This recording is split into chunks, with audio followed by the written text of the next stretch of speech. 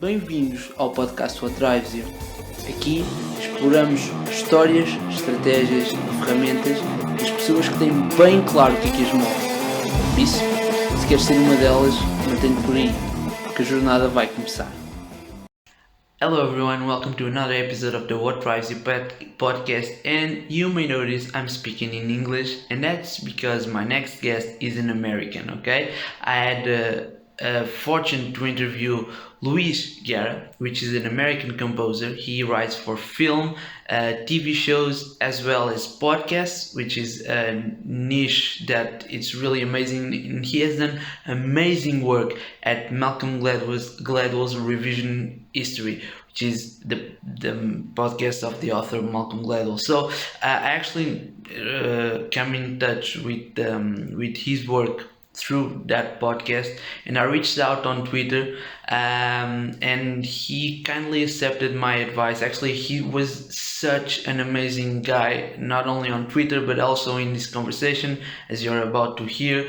So in the conversation we talk about his relationship with music, with jazz, with Latin music, with all kinds of music, as well as how does he approach the different projects that he has, what he values in the process of making music, and in the collaboration that he has with other musicians, producers, directors, everything. And basically that's it. He's a really nice guy, and I really enjoyed this conversation, and I hope you do too. I'm really sorry for my English. I'm getting better at it, and that's it. We'll see you on the next episode. So here we go. Welcome everyone. Welcome to another episode of the What Drives You podcast. And today I have the amazing Luis. Luis, thank you so much for doing this.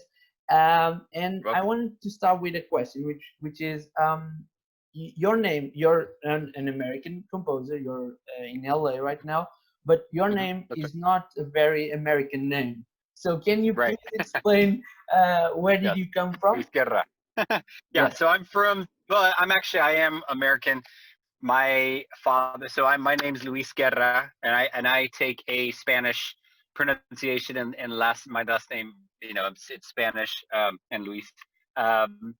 So I identify as a Latino or a Chicano in the United States, but I am from South Texas.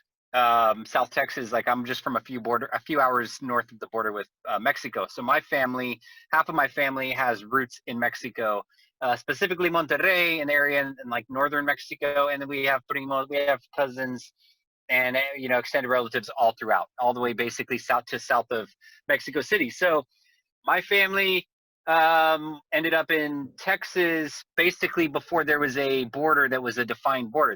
You were just back and forth. The Rio Grande was the border, and my family happened to be on the U.S. side of the border when it was a border. So like millions of Latinos or millions of Chicanos, there's many of us all around the Southwest specifically, and also spread out in America at this point. And so my mother's family, they are all Eastern European Jews from New York City. So that emigrated to New York. So it was a weird combination. I can't say that didn't really work out but I ended up, so my parents split up when I was very young, and I ended up staying with my dad in South Texas until I moved as a teenager, and I started finding my own way and getting busier in music. And that kind of brought me out west to California to live. So that's my name, but I am an American.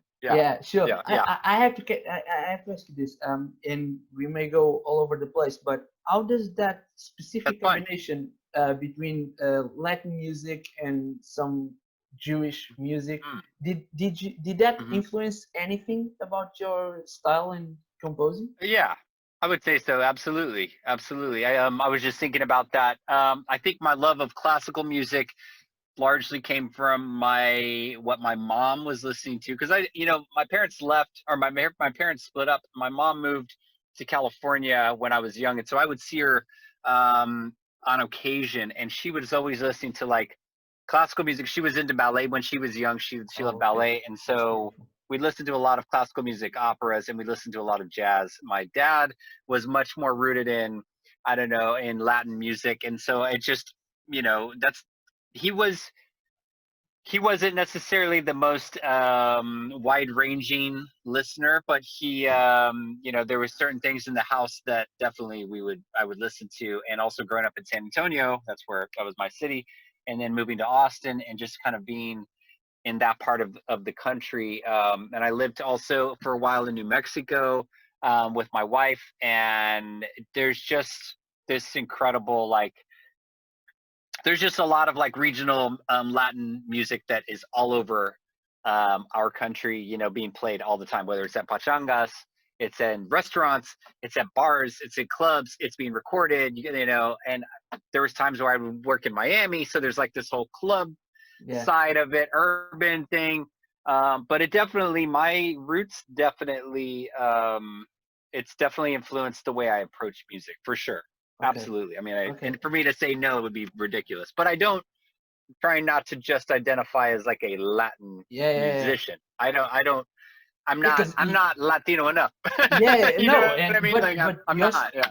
Your music it has that feeling, but it's not Latin music at all. So I did some research, and feel free to correct me. Okay. But I read somewhere that you started your career playing double bass. Is that correct? That's right. That's correct. So I wonder, how did you already talked about hearing classical music and opera with your family, but how did the double bass came into your life? Okay, so back to my dad. He was a musician at one point in his life, and so he had 4 kids, and he made all of us play instruments, and so it was sort of a natural progression. So I started off on drums, and then I went to piano for a while, but I wasn't very great at either one and very into it. But eventually, when I was around 11 years old, a friend had a bass guitar, and they just lent it. It landed at my house, and I was like, wow, what's this? This is cool. So I started playing it, and then very quickly was like, this is super dope. This is really cool. I want to, I wasn't even thinking oh, I'm going to do this for my living. It was just the bass was it just was it worked with my sensibility. It was there was enough rhythmic elements and enough melodic elements for me to be this is really cool. As I went to high school, I started out at a high school that didn't have any music, but then I transferred to a public school that had an orchestra. And in the orchestra is where I learned about double bass, and I was blown away. And that's what hooked me in. But very quickly I was like, oh, I want to improvise. So I started using the bass to play jazz. I was much more motivated towards improvisation and learning how to play jazz. And so the double bass was really, now the double bass, jumping ahead now, and I'm in my 40s. So jumping ahead, let's say 30 years, I still use the double bass on a lot of my soundtracks and in my composing style, not just double bass, but bass in general. I use synthesizer. I do all kinds of stuff because it's all so very useful, and that comes from my time with the double bass, studying the double bass. Because that's one amazing thing about your compositions is that the bass. I before I knew that you started at the double bass, I was listening to some of your songs and compositions, and I was thinking, man, the bass in here is so good. And it's not just the melodic aspect. It's even the equalization of the songs. It's really, really on point. And then I read that you started playing double bass, and I was like, yeah, that makes sense. So let me go and jump into jazz.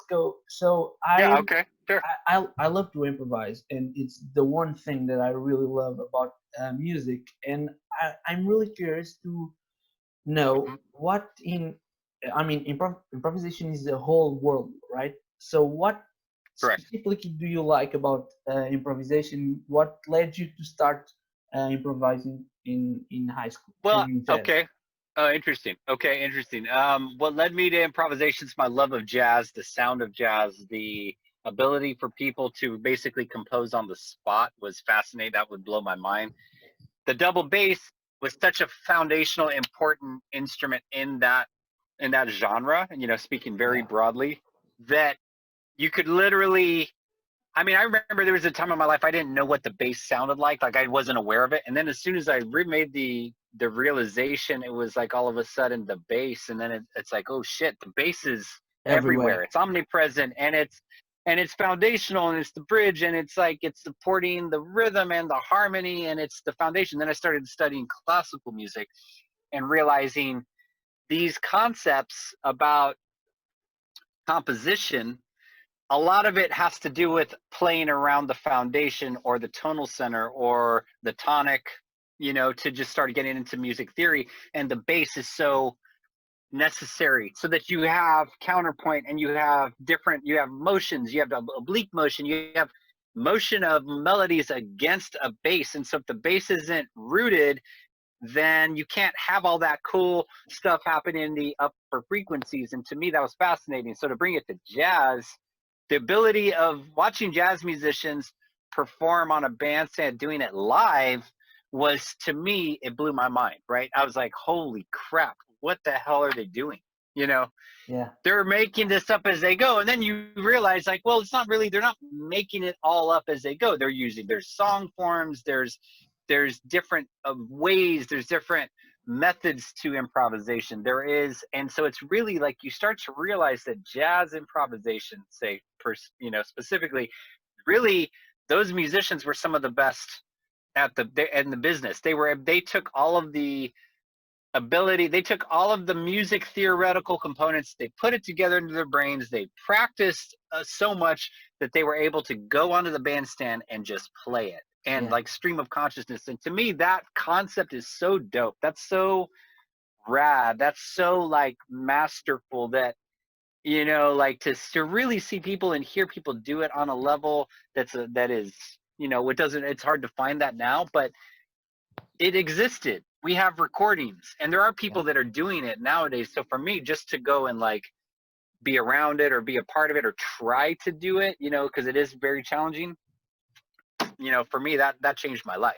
And the bass was always the way that I would get into it, because really there weren't that many people. Like, as I moved through my life, there weren't always that many bass players that could read music, that could write music, that could improvise the music, that knew their skills, that knew their like devices. And so like, if I could show people that I could do it, show them whether it was on a jam session or show them through discussions or just show them through my playing, a lot of times I would get called to do it. And then this started turning into my livelihood, and just became my job. And I much prefer doing this, you know, playing music, like improvising or playing jazz or whatever, and just all music, than say my other job as a cook.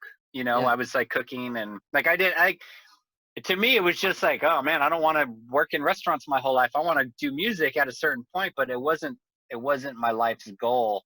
It just naturally evolved, and the improvisation, the ability to improvise, was so important. So I need to ask you, was there I mean, it's definitely clear that you love jazz, and the importance that you said about improvising in double bass. But I have to ask you, was there a specific gig or album that you heard and that blew your mind and made you that interested into jazz world? I mean, I love jazz, but it wasn't the only thing I loved. It wasn't the only kind of music I loved. So I love jazz like I love many other genres of music. I just felt that jazz was a way for me to really get deeper into the study of music, because ultimately at the core of this, I'm a fanatic about music. And like, I'm very obsessed about learning about it and studying, and jazz was the way in that made sense to my brain. I wasn't very good at classical. I feel like it was hard. It was very challenging. I wasn't always able to follow the rules. And so jazz was liberating. When I heard the gentle side of John Coltrane, that changed my life. And then when I heard Kind of Blue, that changed my life. And then when I heard a record by John McLaughlin called, it was Shakti. It was the first Shakti record with El Shankar, and I can't remember it was El Shankar, Zakir Hussain, John McLaughlin, and I can't remember who played the Dundam. But anyway, that blew me away. And so I started to think, I'm interested in like the people in the world doing all, like combining the shit, like the people and I don't know if I can curse on your podcast, Yeah, but like, yeah, yeah. No, go ahead. I mean, I Fine. was like interested in the war. I was interested in the people that were really like, they were what I started to realize as later in life, the people that were intersecting genres. To me, Yeah. that was the most interesting. And Yeah. so then, so those first records really blew my mind. Giant Steps would be another one that really was like, holy shit, what the hell are they doing? Like, what, couldn't understand it. But Yeah.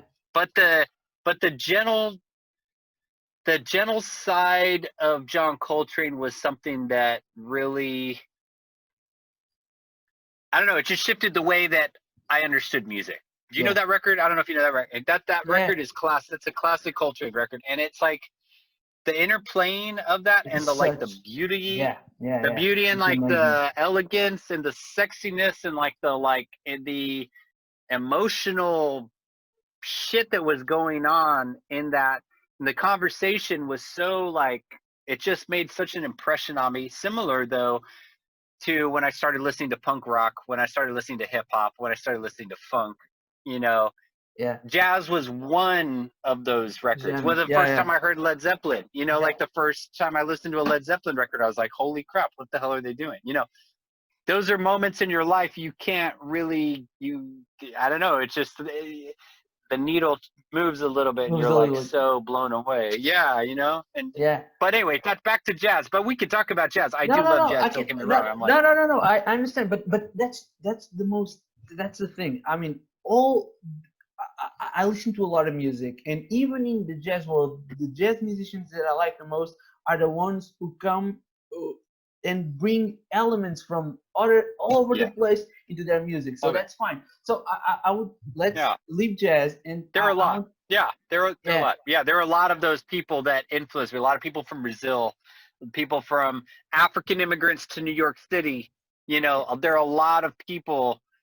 There was hip hop going on too when I was growing up, and that was a Yeah. very strong part of what influenced my thinking of jazz and of improvisation. Right. Yeah. So anyway, they're all related. So yeah, go ahead. Go ahead. I didn't So mean to cut you off. no, no, that's fine. I have another question, which is, when did you start composing your own songs? So because I mean, Mm-hmm. to me, when I started to play the guitar, I only started composing after, I don't know, probably playing the guitar for 4 or 5 years was the first time that I actually started to compose. But I'm curious about yourself, and how Mm-hmm. did you start composing music? I just started. Like I don't remember not composing. You know what I Oh, mean? Like I don't remember ever. amazing. I don't remember like not sitting at the piano and trying to make shit up. And I don't remember. I don't remember ever picking up the bass and not trying to write a bass line. And then eventually trying to what eventually I realized was I'm trying to compose a piece of music. I just didn't know what. Yeah. I didn't have any framework for that. So I was young. I'd say probably like 11 or 12. I was probably like getting into it. Now by the time I went to college is when I started to see, oh, I can go and learn about orchestration and arranging and start like writing. And that was the first time I like started working on a film soundtrack for like an independent film, Yeah. and started really having and I started writing music that was going to be recorded on records for artists or myself or whatever. And so I started we would actually book studio dates. And so it was like, back then it was different than nowadays where everybody has a studio on their laptop. Back then it was Yeah. like the only way you could go record, you got to go pay for a studio. So I was doing that for sure by 16, 17, I was writing songs for whatever band I was playing in. And just really, I was trying to make my contribution, and I wasn't thinking anything of it. I just thought that you're just this is music. Mm-hmm. Yeah, Yeah. everybody makes up music. they Yeah. they Sure. make their own music. I don't know. I'm like, Yeah. you So just got, you know what I mean? yeah. I didn't think there was no one permitted me to do it. I just started doing You it. just yeah. I That's just started amazing. writing it. Yeah, I read somewhere, and once again, feel free to correct me, but that of course. writing or composing soundtracks, you started composing a soundtrack in a circus. Is that correct? I did do a lot of yeah, Yeah. So and performance art. Absolutely. yeah. Yeah, I So got into tell like me a little bit writing. about that. Okay, so there was a time in my life in my late, let's see, late 20s, early 30s. For family reasons, I ended up in New Mexico, and in Santa Fe, New Mexico. And Santa Fe is a beautiful place. It's very artistic and very creative.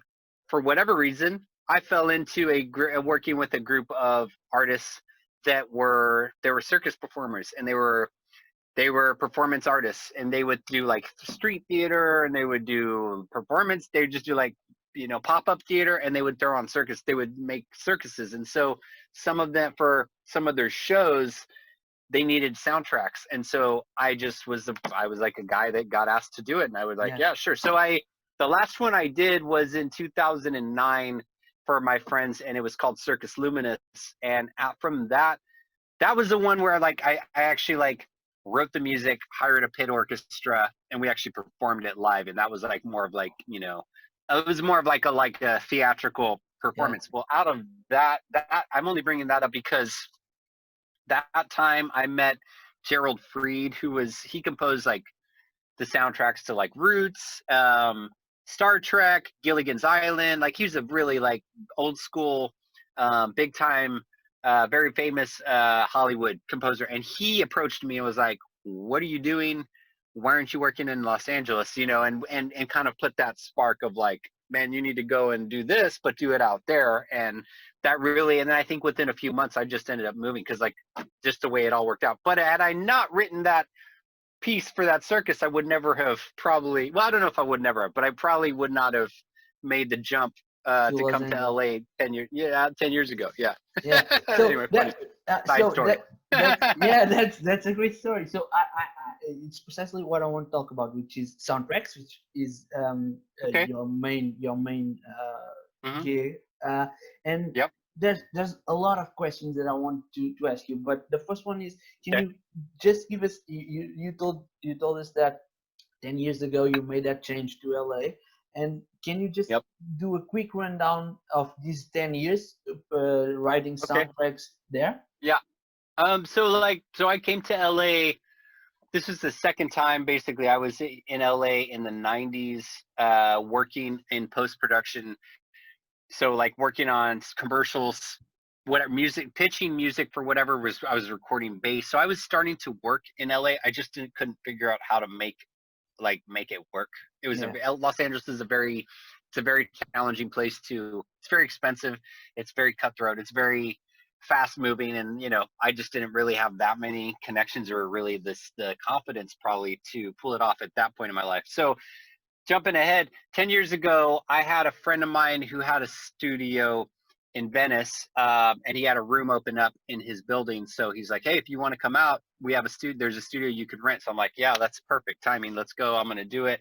So I came out and just started hustling, doing whatever gigs I could find for freelance composing. I wasn't doing really any session work that I would do as a bass player. I was just not doing it, and I wasn't auditioning. I wasn't trying to work as a bass player. So like, backstory is that for, let's see, about 10, 12, 15 years, I worked as a bass player. Like, so the double bass got me work. And so I did that. And then I was composing and arranging on the side.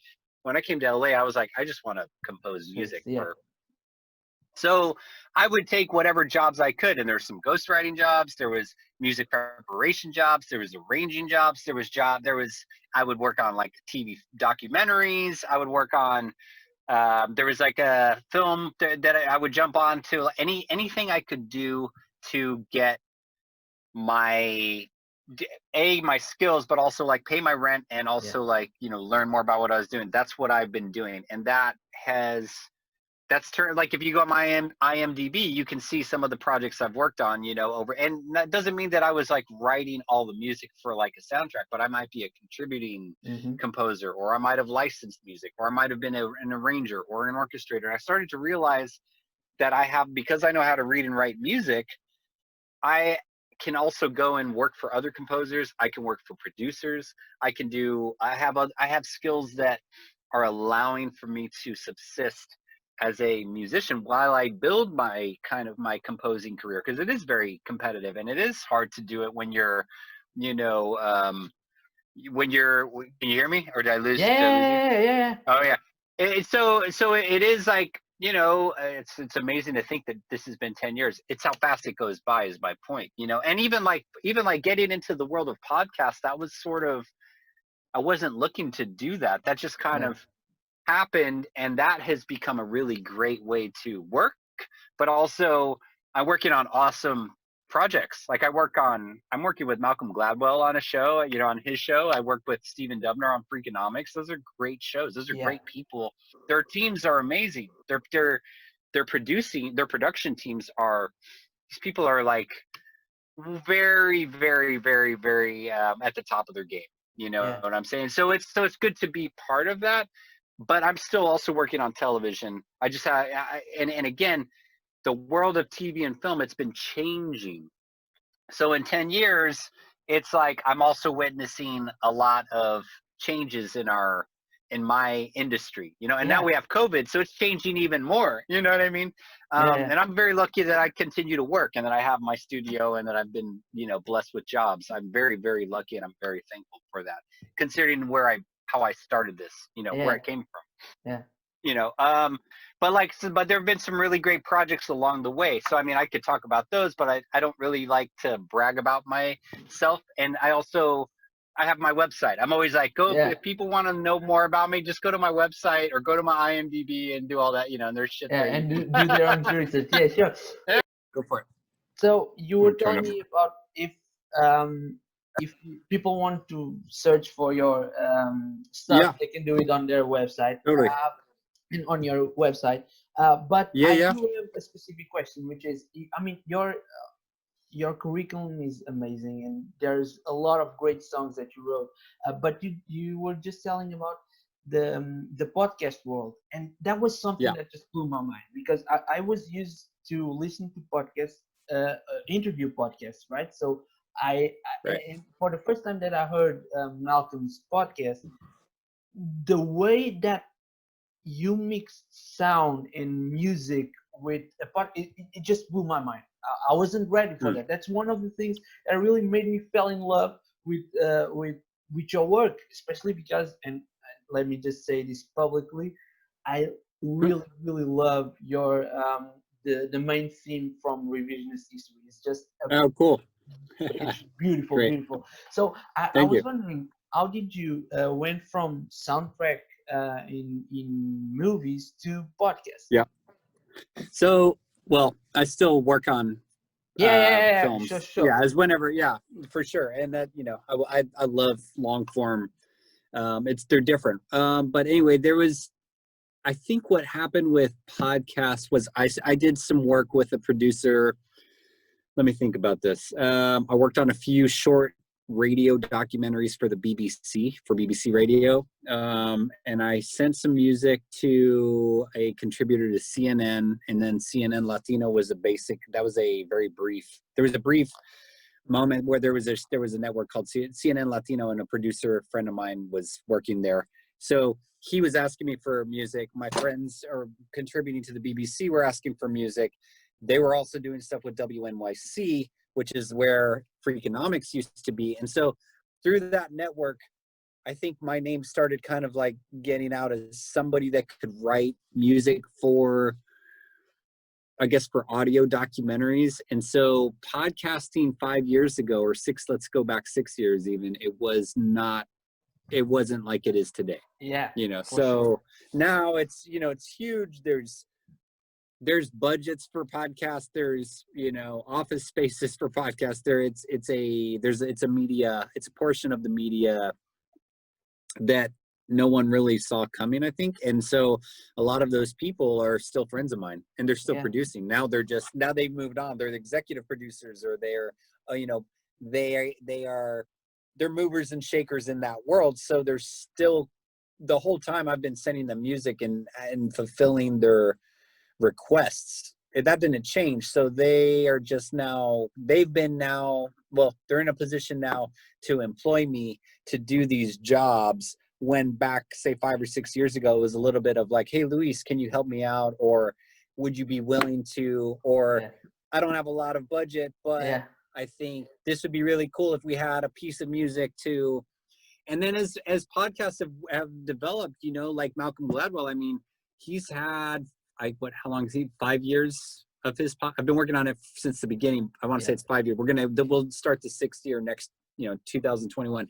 But he's had basically the same team of people. They have expanded it. There's more people researching and more like producers helping out, but the core people, it's all the same people because it's such that's been a rad gig. And that's been a rad project. That's been a really great for many reasons, for many levels. But they've grown like everybody else. So like, even like coming up with the theme song, that was sort of just a pitch that I sent them with maybe 2 other pieces of music at the time. I think that's how it went. And they just started using it. They're like, this is cool. We like this. And it was an early version of it. It wasn't really fleshed out. I didn't really finish producing it. It was just kind of like, here's an idea. And lo and behold, it's like I get hit up about that all the time, and this past year I hired my friend who is a multi-platinum record producer. I was like, man, I have a budget. You should come and help me produce a version. I've already written the song. It's my composition. I've already arranged it, but you produce it, make it sound cool and modern and whatever. And he's like, yeah, let's do it. So, I wouldn't have done that 5 years ago. That didn't really exist. It's hard to get people to, it's hard enough just to get people in the film world to commit to doing stuff. But then in podcasting, people are like, they don't really know. And now everybody is seeing that podcasts have taken off and that it's a real thing. It's a valid medium. It's becoming very serious in Los Angeles and in New York because I see people pouring money and resources into developing podcasts, because some podcasts now are becoming, it's like they're the seeds of a show for like Amazon or for Netflix or everybody, Spotify. These are all, people are seeing the potential here now to, package an entire show or a film with a podcast as like the kind of foundation. I didn't know that 5 years ago. That's for sure. It's really changed. And so I kind of just kept going with it and just kept morphing it. But it is a different way to compose music. Like I don't compose identically for podcasts the way I compose for a film that was or a TV show. Yeah, that was precisely my question, which is, well, how do you approach and what are the main differences between composing to, let's say, a movie and to a podcast? So I think so I'll start backwards. I think podcasts, I'm always thinking about immersion, right? Immersing the listener into a world based on that episode. And now that episode could be part of a story that's serial, right? That could be like, maybe it's 10 episodes that's discussing one story, right? Mm-hmm. So it's almost like similar sound or similar themes throughout the whole time, throughout the whole series, right? Or it's like Malcolm Gladwell saying, where it's like revisionist history, right? Where each episode is different. So it has a different character and it takes a different shape and a different sonic quality. And that to me is much more challenging in some ways, but we've already established a framework and a sort of a sound that I'm going to pull from. So I'm not trying to reinvent the wheel every time. I'm not trying to, redo it every time.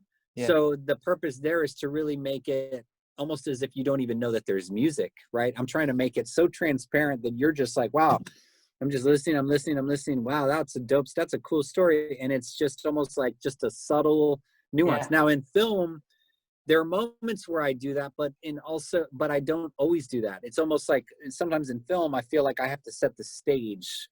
I have to there's a hard transition. So it's like, I'm going to go big. I'm going to go like, here's a bigger theme. Right. Mm-hmm. And then I'm going to whittle it down, and maybe there I'll underscore, because the action on screen, it doesn't need a lot of music, or vice versa. Maybe it does need a lot of music. Maybe it's a fight scene and the director is like, hey, I want you to score this, but make sure we can hear the dialogue. Okay, well, let me work on so it's got to be really energy and a lot of stuff going on, it's really intense, but we got to be able to hear them talking. Yeah.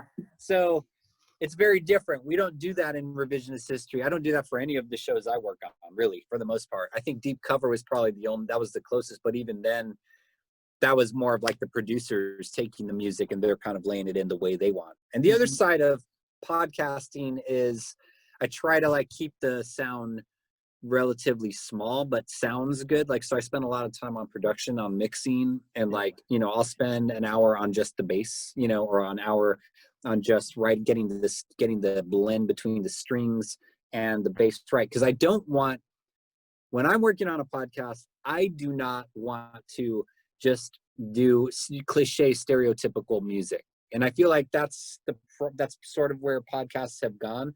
The podcasts that do use music now, they kind of do sound very similar, and there's not a lot of ingenuity, and I don't think there's a lot of time or budget for a lot of podcasts.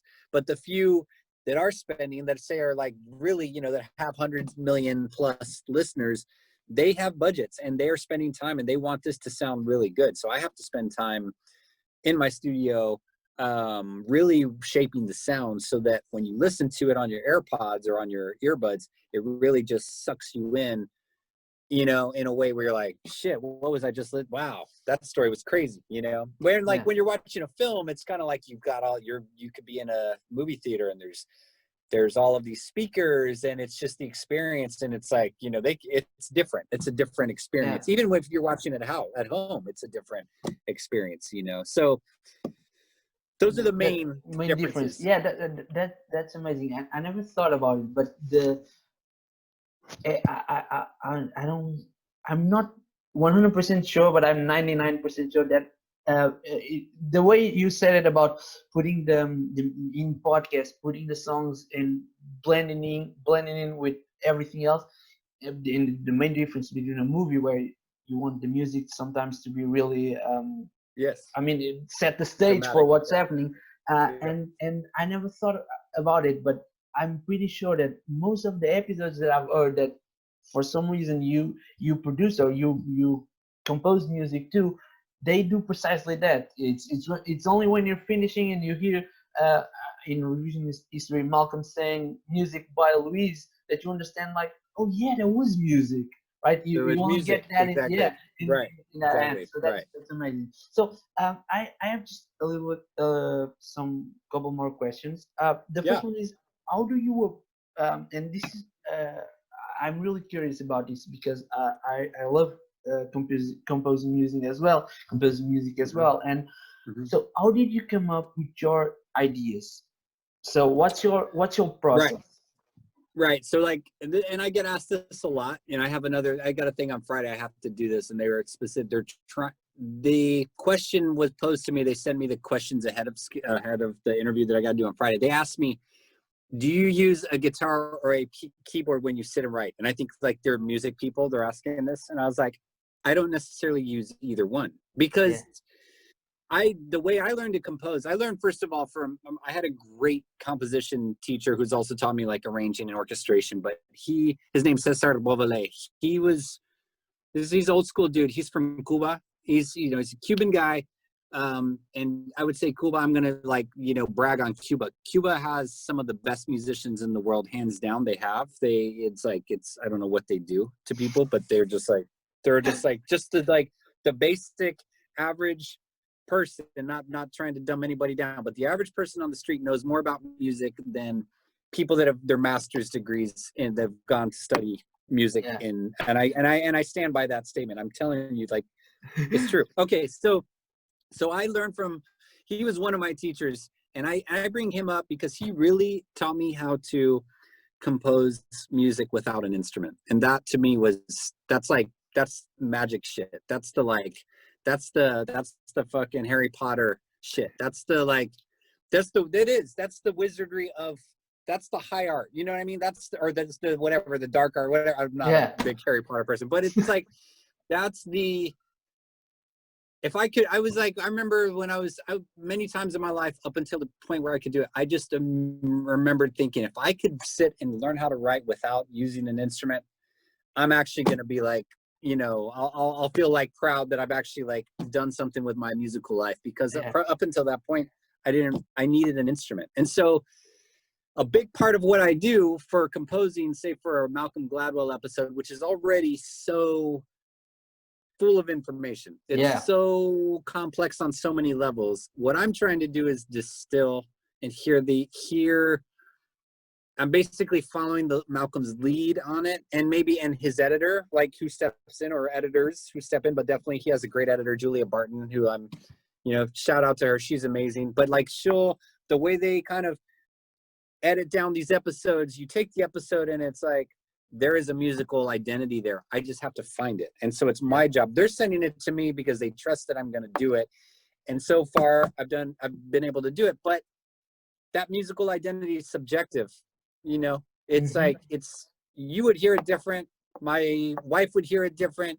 My studio mate would hear it different, but I hear it the way I hear it, and I'm going to commit to it. Yeah. And by committing to it, that's how I'm going to start composing. And then once I commit to it, and once I hear what it is, and I mean, let's face it, like, I have to work quickly. I have to write. It's a lot of music that I need to write for podcasts. So I can't sit there. I'm not hiring an orchestra to do all of this shit. Like, I don't have the time. Yeah. There isn't the budget for that. And I'm not going to spend that much time. Okay. So I have to sit down and maximize my time with my instrumentation and my sound, my influences, my idea based on what's been given to me. And then I need to really like get going on it, because otherwise I'm going to run out of time, and then the deadline hits and then I'm behind. So I have to keep doing it. So the way I do it is I read the script, or I have a conversation with a producer, or producers, if whoever reaches out to me. And then I just imagine, what does it sound like? Or maybe they had an idea. Maybe like for one episode, they're like, well, for this, we really think that there should be some reference to 80s, 80s new wave, or to, early 80s Elvis Costello, and it's like, great. Those are like, and I'm just thinking like randomly, or like, sure. Some episode we do on the South, maybe we should hint at, Southern inspired sounds without being so on the nose that it becomes a jingoism, or becomes like, you're so on the nose that it's like, it's annoying. It's like whenever people they think of Latin music and they're like, well, there's the mariachis. Cue the mariachis. You know what I mean? Yeah. It's that kind of shit. You really have to find it, and that's what takes subtle so way much time. to Once I get into that, that's really where my process starts, is like, it's imagination. And the imagination might happen when I'm out taking my dog on a walk to the beach, or it might happen when I'm making dinner for my family. Like, it doesn't necessarily mean that in the time I'm sitting in my studio, which is full of like instruments. I mean, I could show you, it's full of like all these tools. It doesn't necessarily mean that I'm going to have the answer to that. Yeah. You know what I'm saying? And then I got to get into it. But that's the amazing thing about the skill you mentioned, right? The ability to play or to create music without an instrument, because you're at the beach with your dog, and suddenly you get the answer and you can start. That's it. It's great. So I'll have just two more questions, and one of them is about a quote that I saw on your website, and I loved it, which is, you said that my music creates mood, ambience, and pacing for collaborators to tell their stories. And that's it. Yeah, I think it's pretty self-explanatory. But when I was doing some research and I saw this quote, I thought that's such a beautiful and almost profound way to look at music, and because you're basically saying, look, I built this stage as it's almost as if music is the stage for someone to tell an history, and I think that's beautiful. And I was just wondering if how did you come up with that music philosophy? I'm not sure if I'm making the okay, I'll tell you. I think it's almost like a reaction, right? Because I think the downside to like many of my colleagues, composers, is that people don't want to collaborate, and they only want to do it their way, and they don't want to take direction or hear notes or hear the feedback of like what didn't work. Yeah. Okay. And I'm almost saying like, no, my starting point is like, I want to collaborate. Like, I'm not writing songs. Like, I'm not a songwriter. I mean, I can write songs. I have written songs, but I'm not pursuing, I only have so many hours in the day.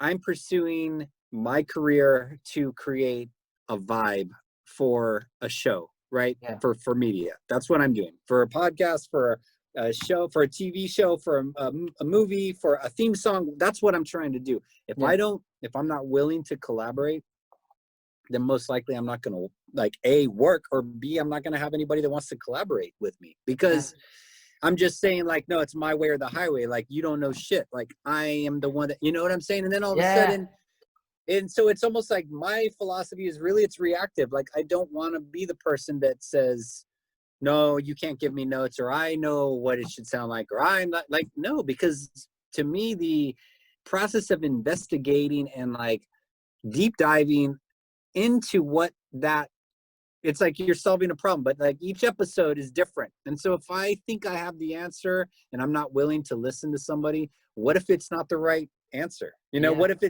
I'm wrong? You know, then what? Now you have no time and nobody wants to work with. So I figure like, yo, you should like, you know, hit me at like send me your ideas. You know, if you got a reference piece of music, that's fine. I don't have, like, music is vast, man. I mean, I also say this very humbly, like, I'm extremely lucky to work as a musician, you know, like for decades, you know, like this isn't a year, this is like 30 years, going on 30 years. Okay. So when I say that, I'm serious. Like, I'm this is not, am I a known person? Not really. You know, like, am I famous? Nope. Do I have a lot of money? Not really. That's not why I don't pursue music to do that. Music for me it's very vocational. It's very much like, this is what I do, man. And if I don't contribute and collaborate with people, then I won't do it. Then it's just not going to happen, because otherwise I need to be a really good songwriter, and I don't have those songs. So and that's actually it. Another quote that you leave on your website, it's precisely that. And it all starts with idea, but then the part that you enjoy the most is the collaboration, and you explained it perfectly right now. Yeah. So I like it. Luis, I'll have one more question, which is the last question. Okay. But let me just I appreciate it. Yeah. Now let me just ask you before that last question, if people want to connect with you or find you, you and your work, where they can search for? Yeah, you can, my email, they can email me. They can go on my website. I don't know if I have my email on my website. I know my manager is on my website. He doesn't want to get emailed by a bunch of people, but he's busy. But but you can post a link to I don't do a ton of social media. I kind of use social media as a way to stay current with what's going on. Like, you know, I'm not out there trying to recruit a lot of followers, and I'm not opposed to it. I just don't spend my waking hours doing that. So I would say that that's not always the best way to find me, but you found me on there, right? I was extremely lucky. So I mean, maybe that's a good way, or like go on my Twitter or go on my Instagram. I mean, like I said, I do this very much low under profile. the radar, in a sense. I'm kind of like the guy like behind. I like being behind the scenes. I don't want to attract too much attention for doing this. You know what I'm saying? But I like to stay busy doing this. And so if people want to reach out to me, especially for a project or like a movie or a show idea or a pilot or a podcast or whatever, they should, because two reasons. One, I'm always loving to meet people and and again, collaborate and like keep working on stuff. But also, I have a lot of music that sits in my library that I license to people. So like, there are a lot of like pieces of music that I own the rights to that are literally sitting there that people are like, hey man, if you have any music you can share with me. And it's like, well, let's work something out. And people do hit me up that way, on my website or whatever. And that's the best way, probably. Yeah, we'll leave the links to the website and your Cool. social media. So let me just start by saying thank you so much. You were just amazing. While appreciate it. Our last question, or my last question, is the one that I do to all my guests, and it's the one that gives the name to the podcast, which is, what drives you? What drives me? That's a good question. Well, I have a 13-year-old. That's definitely my daughter. Definitely, I have a family to support. No, what drives me outside of that? I don't know what else I would be doing. I don't. I'm sure I'd find something, but I really. I just feel, I don't know, man. I don't know. Like, there isn't one thing that drives me as I wake up every day other than like, I just want to make kick-ass shit all day long, every day. And music has been the vehicle to at least attempt to do it. I'm trying my best. You know what I mean? And you're nailing it. You're nailing it. I mean, I appreciate that. I appreciate that. You know, João, that's really nice to say that, but like, I mean, it's not an easy task, but it's very gratifying. And if anybody feels the inclination to do whatever it is in their life that they feel driven to do, and they have like an actual concrete thing, all I can tell them is like, wake up and do that shit every day, and eventually you're going to be doing it. Like that. Yeah. That's my motivating force, and I will do this as long as I can. That's 100%. Unless something happens or something changes, I'm going to do this shit as long as I can. Yeah, that's amazing, Luis. Thank you so much. So to everyone listening, thank you so much for watching. You can subscribe to the podcast at Spotify and all the other platforms, and see you in the next episode.